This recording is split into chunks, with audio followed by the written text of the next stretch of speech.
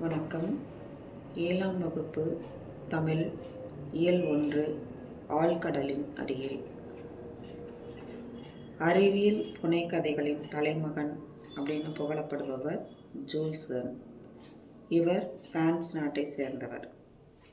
அறிவியல் கண்டுபிடிப்புகள் நிறைய கண்டுபிடிப்பதற்கு முன்னாடி அதை பற்றி தமது புதினங்களில் எழுதியவர் இவர். 80 நாளில் உலகத்தை சுற்றி பூமியின் மையத்தை நோக்கி ஒரு பயணம் உள்ளிட்ட பல புதினங்களை படைத்துள்ளார் ஜூல்ஸ் வெர்ன். இவர் எழுதிய ஆழ்கடலின் அடியில் அப்படின்ற புதினம் மிகவும் குறிப்பிடத்தக்கத ஒன்று. அதன் மொழிபெயர்ப்பின் சுருக்கம் தான் நமக்கு பாடமாக கொடுத்துருக்காங்க. அதை தான் நம்ம இப்போ பார்க்க போகிறோம். கடல் பல்வேறு விந்தைகளை தனக்குள்ளே வச்சிருக்கு. கடலுக்கு அடியில் பல வகையான தாவரங்கள், மீன்கள், விலங்குகள், பவளப்பாறைகள், எரிமலைகள் அப்படின்னு புதுமைகள் பலவும் நிறைய நிறைஞ்சிருக்கு. மேலும் கடலுக்கு கீழே பல நகரங்களும் கப்பல்களும் மூழ்கி கிடக்குது. ஒரு கற்பனையான நீர்மூழ்கி கப்பலில் போய் அது எப்படியெல்லாம் இருக்குது அப்படின்றத நம்ம இந்த பாடத்தில் பார்க்கலாம்.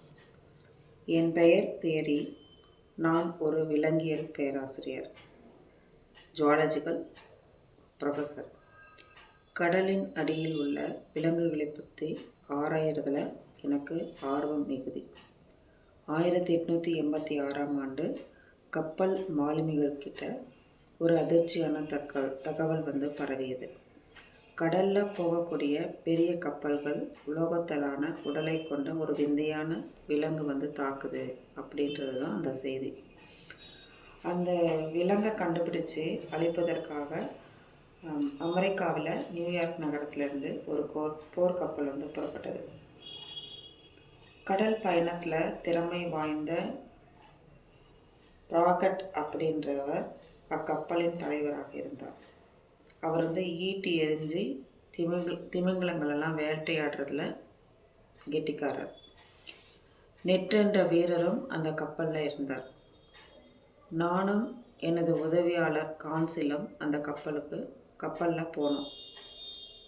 3 மாதங்கள் அமெரிக்காவுக்கும் ஜப்பானுக்கும் இடையில் பெருங்கடல் பரப்பில் ஒரு இடம் விடாமல் தேடி தேடி பார்த்தோம். அந்த விலங்கு எங்கள் கண்ணுக்கு படவே இல்லை, தென்படலை. கப்பல் எங்கள் நகரத்தை நோக்கி பயணத்தை தொடங்கியது. அப்போது ஒரு பளபளப்பான உடலை கொண்ட ஒரு விலங்கு ரொம்ப வேகமாக எங்கள் கப்பலை நோக்கி வந்துச்சு. அந்த விலங்கை சுட்டு தள்ளுங்க அப்படின்னு கப்பல் தலைவர் பராகட் கட்டளையிடுறார். ப்ராகட் வீரர்கள் சுட ஆரம்பிக்கிறாங்க. பீரங்கி குண்டுகள் எல்லாம் என்ன செய்யுது, அனைத்து எல்லாமே அந்த விலங்கின் உடலை போய் குத்துது. தொலைக்க முடியாமல் தெளித்து அப்படியே விழுந்துருது. நெட் வலிமை வாய்ந்த ஈட்டிகளை விடுறாரு. அதுலேயும் அந்த விலங்கை எதுவுமே பண்ண முடியல. அந்த விலங்கு நீரை பீச்சி எடுத்தபடியே எங்கள் கப்பல் மீது வேகமாக மோதிச்சு. நாங்கள் கப்பல்லேருந்து கடலில் தூக்கி வீசி கீழே விழுந்துட்டோம். நான் அப்படியே மயங்கி போயிட்டேன். நான் கண் விழித்து பார்த்தபோது ஒரு உலோகத்தினாலான அந்த கொடிய விலங்கின் மீது படுத்திருந்தேன். எனக்கு முன்னாடி ஒரு உதவியாளர் கான்சிலும் நெட்டும் உட்கார்ந்துருந்தாங்க. நான் தேடி வந்த விலங்கு இதுதான், உண்மையிலே இது ஒரு நீர்மூழ்கி கப்பல் அப்படின்னு சொல்கிறாரு நெட்டு. நாங்கள் அந்த நீர்மூழ்கி கப்பல் மீது வேகமாக தட்டி உள்ளே இருப்பவங்களை உதவிக்கு கூப்பிட்டோம். ரொம்ப நேரத்துக்கு பிறகு மேல் பாகத்தில் இருந்த மூடி திறந்தது. உள்ளே இருந்து வந்தவங்க எங்கள் 3 பேரையும் சிறைப்பிடிச்சு ஒரு அறைக்குள்ளே வச்சு பூட்டிட்டாங்க. மறுநாள் காலை கப்பல் தலைவர் எங்கள் அறைக்கு வந்தார்.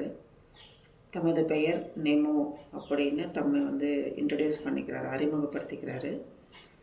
நாட்டிலஸ் அப்படின்னு இந்த நீர்மூழ்கி கப்பலை ஒரு விந்தையான விலங்கு, நான் எல்லோரையும் நம்ப வச்சுருக்கேன், விலங்குன்னு நான் நம்ப வச்சுருக்கேன். இந்த உண்மையை தெரிஞ்சுக்கிட்ட நீங்கள் எக்காலத்திலேயே இங்கிருந்து விடுதலையாக முடியாது.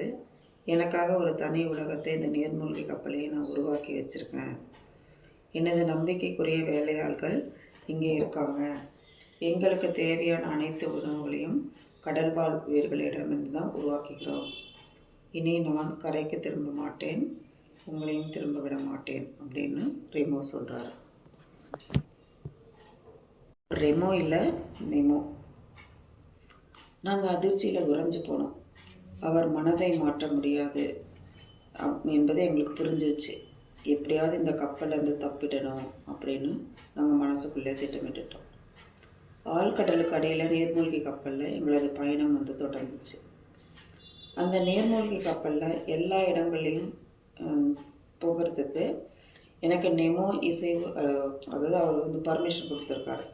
கப்பலில் மிகச்சிறந்த நூலகம் ஒன்றும் மிகப்பெரிய அருங்காட்சியகம் ஒன்றும் இருந்தது. அந்த அரிய அறிவு கருவூலங்கள் யாருக்கும் பயன்படாமல் ஆழ்கடல்லே மூழ்கி கிடக்கிறது அப்படின்னு நான் ரொம்ப வருத்தப்பட்டேன். இந்த கப்பல் எந்த கடலில் எந்த பகுதியில் இருக்குது, கடலுக்கு அடியில் எவ்வளோ ஆழத்தில் இருக்குது, இதை துல்லியமாக காட்டும் ஒரு பெரிய திரை ஒன்றும் அங்கே இருந்துச்சு. அந்த கப்பல் போவதற்காக ஆற்றல் எதிலிருந்து கிடைக்கிது நான் நிம்மோட கேட்டேன். அந்த கப்பல் போகிறதுக்கு இங்குள்ள விளக்குகள் எரிவதற்கும் தேவையான மின்சாரத்தை தயாரிக்கும் கருவிகள் தான் இங்கேயே இருக்குது அப்படின்னு சொல்கிறாரு. கப்பலை ஆழத்துக்கும் கடல் மட்டத்துக்கும் எப்படி கொண்டு போகிறீங்க அப்படின்னு கேட்குறேன். இந்த கப்பலில் மிகப்பெரிய நீர் தொட்டிகள்லாம் இருக்குது. அதில் தண்ணீரை நிரப்பும் போது கப்பல் கடலுக்கு அடியில் போகும். அந்த தண்ணீரை எந்திரங்கள் மூலம் வெளியேற்றும் பொழுது கப்பலின் எடை குறையிறதுனால கப்பல் கடல் மட்டத்துக்கு மேலே வரும் அப்படின்னு விளக்கி நிமோ சொல்கிறாரு. எல்லோரும் சரி, நம்ம எல்லோரும் மூச்சு விடுவதற்கான காற்று எப்படி கிடைக்குதுன்னு கேட்குறாங்க. சில நாட்களுக்கு ஒரு முறை கப்பல் கடல் மட்டத்துக்கு மேலே வரும்போது அதன் மேல் மூடி திறந்து காற்றை புதுப்பிச்சுக்கும். அது மட்டும் இல்லாமல் அங்கே இருக்க காற்றை சேகரித்து வச்சுக்கும் பைகளும் இருக்குது. அவற்றை முதுகில் கட்டிட்டு அதன் முகத்தில் வச்சுக்கிட்டோம்னா 9 மணி நேரம் வரை கடலுக்குள்ளே நம்ம நீந்த முடியும்னு சொல்கிறாரு. இப்படியா எங்களது பயணம் இதே மாதிரி தொடர்ந்துகிட்டே இருந்துச்சு. அந்த நீர்மூழ்கி கப்பல்லேருந்து தப்பிடணும் அப்படின்னு எங்களது முயற்சி பலமுறை தோல்வி தான் செய்தோம். தோல்வியிலே போய் முடிந்தது. ஒரு நாள் திடீர்னு கப்பல் கடல் மட்டத்துக்கு மேலே நின்றுடுச்சு. என்ன ஆச்சு அப்படின்னு நான் நெமோ கிட்ட கேட்டேன். கடலில் இருக்கும் கடல் புற்று எனப்படும் மணல் திட்டில் கப்பல் சிக்கிக்கிட்டுச்சு, மாட்டிடுச்சு. இன்னும் ஒரு வாரத்தில் முழு நிலவு நாள், அதாவது பௌர்ணமி நாள் கடலின் நீர்மட்டம் உயரும். அப்போது நமது நீர்மூழ்கி கப்பல் தானாகவே நீர்மட்டத்திலேருந்து மிதக்க ஆரம்பிக்கும். அது வரைக்கும் பொறுத்திருக்கணும் அப்படின்னு நெமோ சொல்கிறாரு. நாட்டிலஸின் மேல்தளத்தில் நின்று பார்க்கும்போது சற்று தொலைவில் ஒரு தீவு தெரியுது.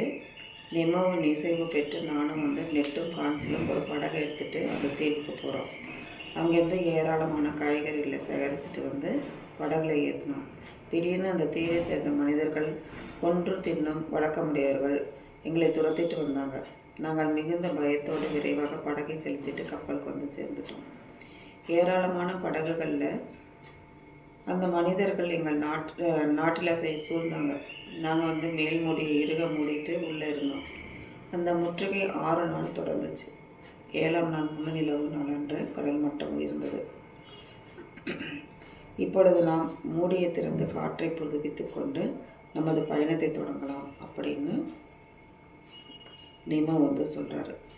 மேல் மூடியை திறந்தால் அந்த மனிதர்கள் உள்ளே வந்துடுவாங்களே அப்படின்னு பயந்தோம். நெமோ சிரிச்சுட்டே மேல் மூடியை திறந்தார்.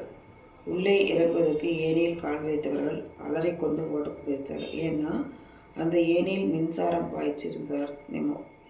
அதுக்கப்புறம் நாங்கள் காற்றை புதுப்பிச்சுக்கிட்டு பயணத்தை தொடர்ந்தோம். பல நாள் பயணத்துக்கு பிறகு இந்தியாவுக்கும் இலங்கைக்கும் அருகில் நாட்டிலஸ் போயிட்டு இருந்துச்சு. அது முத்துக்குளிக்கும் தொழில் சிறப்பாக நடைபெறும் இடம் அப்படின்னு எங்களுக்கு தெரியும்.